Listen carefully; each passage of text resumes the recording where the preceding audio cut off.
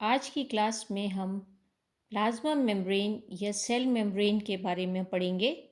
Cell के बाहर एक पतली सी हाईली हेट्रोजेनस मेम्ब्रेन लगी हुई होती है जिसे प्लाज्मा मेम्ब्रेन, सेल मेम्ब्रेन या साइटोप्लाज्मिक मेम्ब्रेन भी कहते हैं।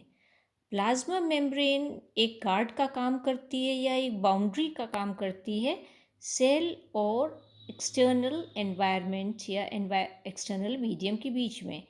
ये एक सेलेक्टिवली परमिएबल या सेमी परमिएबल मेम्ब्रेन होती है जो कि सेल में मॉलिक्यूल्स की एंट्री और एग्जिट को रेगुलेट करती है।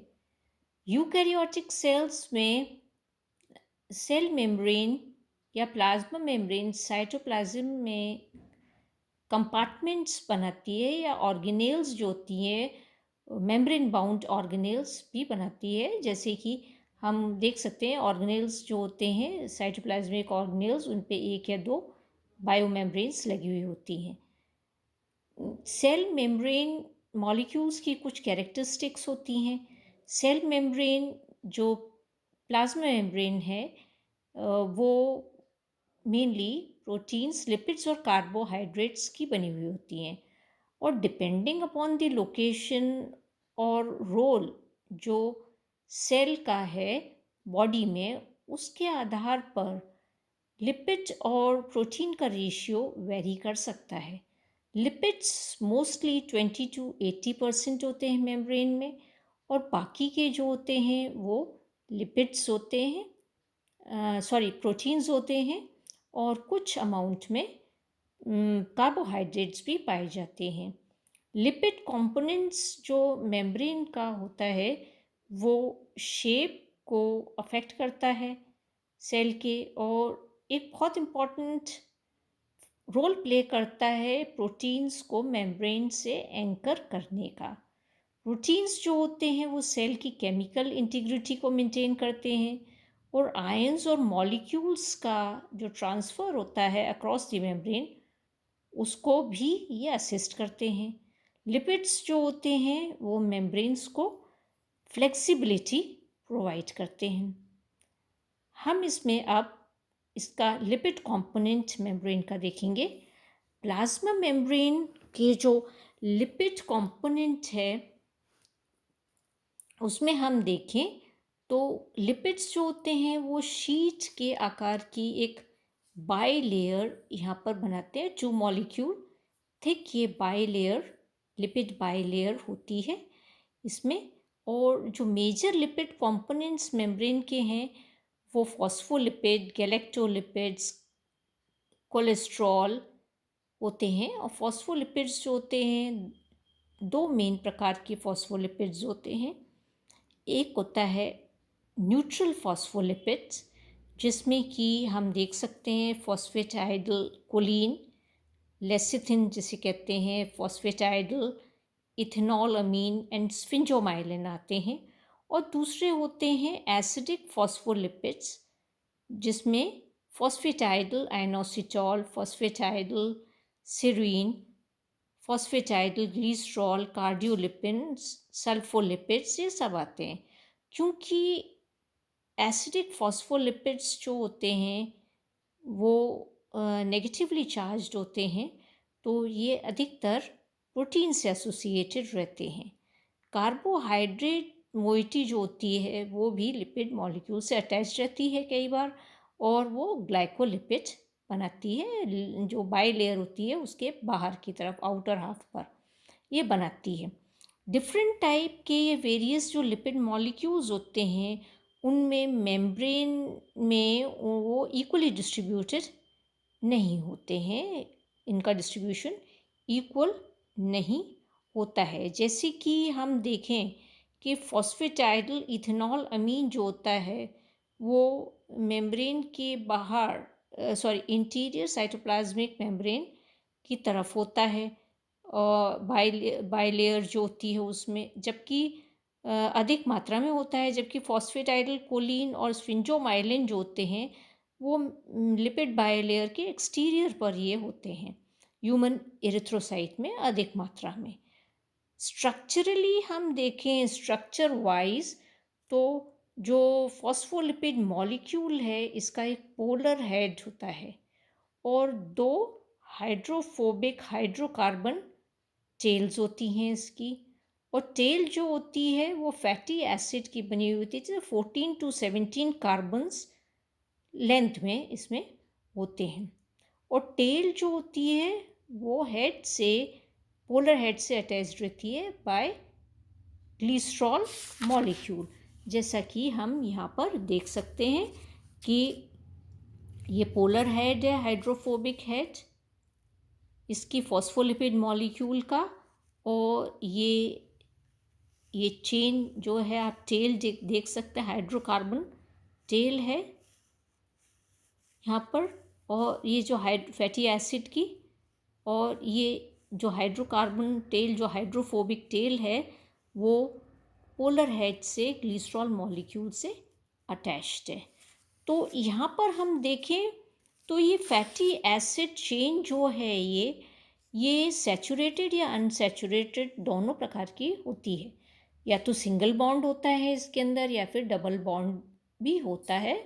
कार्बन कार्बन के बीच में जो बॉन्डिंग होती है वो सिंगल या डबल बॉन्ड हो सकती है। और इसकी जो लेंथ होती है ये भी वेरी कर सकती है, डिफरेंस होता है इनकी लेंथ में। तो लेंथ और सैचुरेशन में जो डिफरेंस होता है इसकी इम्पॉर्टेंस होती है, एक इनकी काफ़ी इम्पॉर्टेंस होती है। ये फॉस्फोलिपिड मॉलिक्यूल्स की जो पैकिंग होती है एक दूसरे से, उसको अफेक्ट करता है। और दूसरी जो फ्लूइडिटी होती है मेम्ब्रेन की, उसको भी ये अफेक्ट करती है, चेन की लेंथ और सैचुरेशन।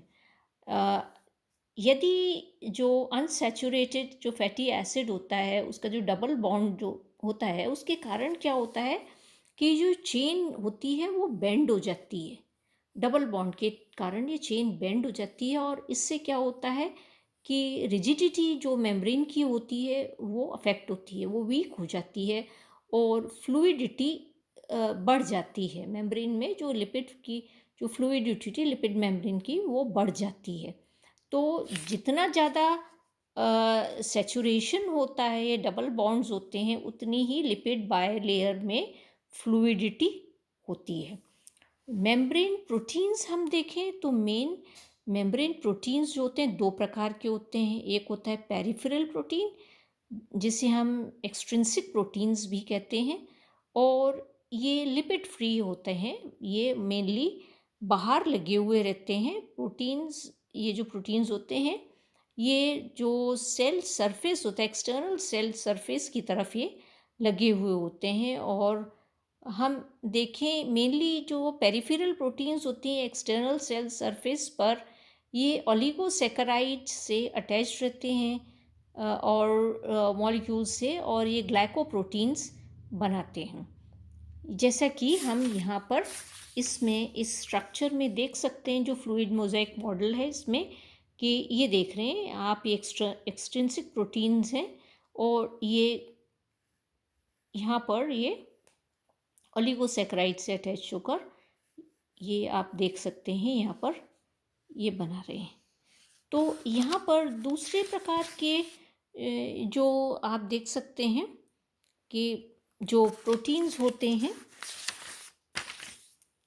पेरिफेरल प्रोटीन्स हैं ये। तो पेरिफेरल प्रोटीन्स जैसे हम देखें तो एरिथ्रोसाइट्स में स्पेक्ट्रिन होती हैं, फिर एनकायरिन होती है, एक्टिन होती हैं, ये सब इसके जो पेरिफेरल प्रोटीन्स हैं। इंटीग्रल प्रोटीन्स सेकेंड टाइप के होते हैं, जैसे इंट्रिंसिक प्रोटीन्स भी हम कहते हैं। तो इंटीग्रल प्रोटीन्स करीब 70% मेम्ब्रेन में इंटीग्रल प्रोटीन्स होते हैं और they are mostly associated with the lipid. और most of the integral proteins are transmembrane proteins। और ये जो ट्रांसमेम्ब्रेन प्रोटीन्स जो होते हैं, ये जो होता है ये लिपिड बायलेयर जो होती है इससे ये पास हो सकते हैं ये। और आप देख सकते हैं कि ये यहाँ पर अगर हम देखें तो ये जो है ये इंट्रिंसिक प्रोटीन है, तो लिपिड बायलेयर के थ्रू ये पास हो सकते हैं। और इसका जो एक्सपोज्ड एक्सटर्नल सरफेस जो है इस प्रोटीन का वो शुगर चेन से जुड़ा हुआ है और ये जो है ग्लाइकोप्रोटीन बनाता है। और जो इसका इंटरनल सरफेस जो होता है वो आप देख सकते हैं इनर जो लिपिड मेम्ब्रेन है उससे बाउंड रहता है।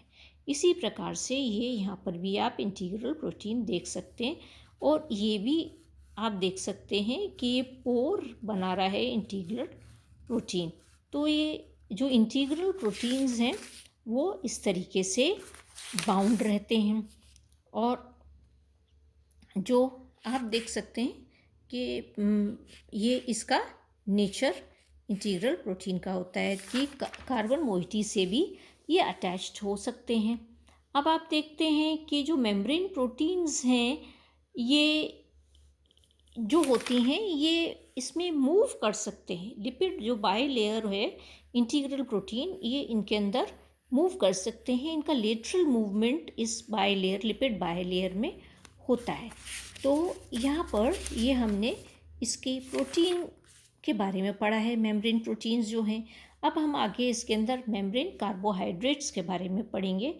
तो मेम्ब्रेन में जो कार्बोहाइड्रेट्स हैं वो ब्रांच्ड या अनब्रांच्ड ओलिगोसैकेराइड्स होते हैं, जैसा कि हमने यहाँ देखा है। तो ये यहाँ पर ये ब्रांच्ड ओलिगोसैकेराइड्स हैं और ये यहाँ पर ये ब्रांच्ड ओलिगोसैकेराइड है और ये अनब्रांच्ड ओलिगोसैकेराइड्स आप देख सकते हैं। And the carbohydrates are mainly associated with the lipid और with the protein.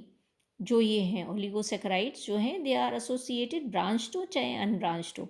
So they may be associated with the lipid or with the protein and they may form the glycolipid or glycoprotein. तो ये mainly हम देखते हैं तो carbohydrates जो होते हैं वो इस प्रकार से इसके अंदर एसोसिएटेड रहते हैं and they may form the glycolipid और ग्लाइकोप्रोटीन।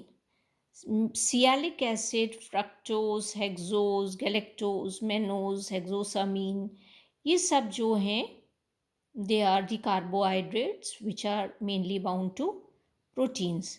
और ये जो कार्बोहाइड्रेट्स ग्लाइकोप्रोटीन्स जो हैं इनका बहुत ही इंपॉर्टेंट रोल है।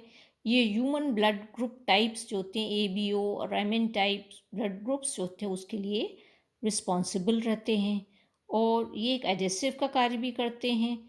तो जो सेल टू सेल एडिशन होता है उसमें भी इनका रोल होता है। और ये जो होते हैं ये एंटीजेनिक प्रॉपर्टी मेम्ब्रेन को प्रोवाइड करते हैं। इसके अलावा ये सेल टू सेल रिकग्निशन का भी इनका फंक्शन होता है। कुछ सेल्स में ये कार्बोहाइड्रेट्स होते हैं वो आउटर सेल कवरिंग भी बनाते हैं, जिसे सेल कोट या हम कहते हैं ग्लाइकोकैलिक्स भी कहते हैं। फजी कोट जो होते हैं शुगर कोट जिसे हम कहते हैं वो भी बनाते हैं। और इसके एग्जाम्पल है जो ग्लाइकोकैलिक्स जो इंटेस्टाइनल एपिथेलियल सेल्स में पाया जाता है। तो आज हमने सेल मेम्ब्रेन की प्रॉपर्टीज़ पढ़ी हैं। जो सेल मेम्ब्रेन मॉलिक्यूल की जो प्रॉपर्टीज़ हैं प्लाज्मा मेम्ब्रेन की वो हमने पढ़ी हैं। नेक्स्ट क्लास में हम सेल मेम्ब्रेन मॉडल्स पढ़ेंगे।